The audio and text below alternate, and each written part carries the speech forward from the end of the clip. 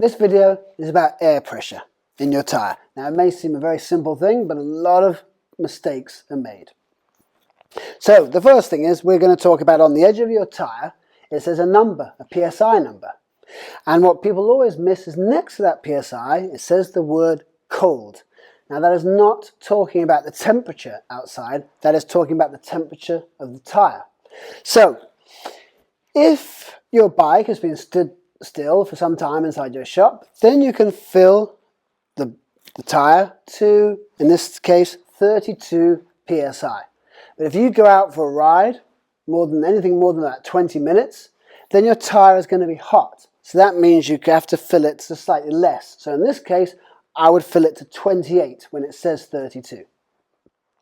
The next thing to do is people overfill their tyre, because a lot of people don't check. They just kind of put some air in their tyre and then just kind of give it a squeeze. Oh yeah, that seems fine. But you don't. It's very important that you check what the pressure is. Because if you put too much in, you're going to get excessive wear in the center of your wheel. And then the wheel will come, the tyre will come quite square.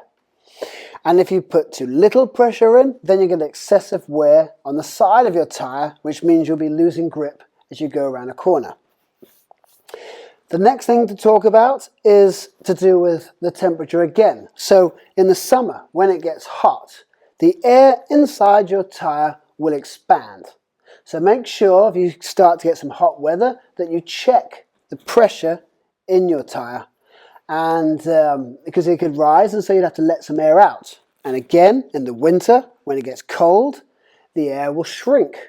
And so it's a good idea to check it and add air if needed. The last thing is, if your bike has been sat for some time, it will lose air in the tyres. I have no idea why, this just happens. So again, make sure you don't just jump on your bike and go for a ride, because it is dangerous riding a bike with too little air pressure. And that's it.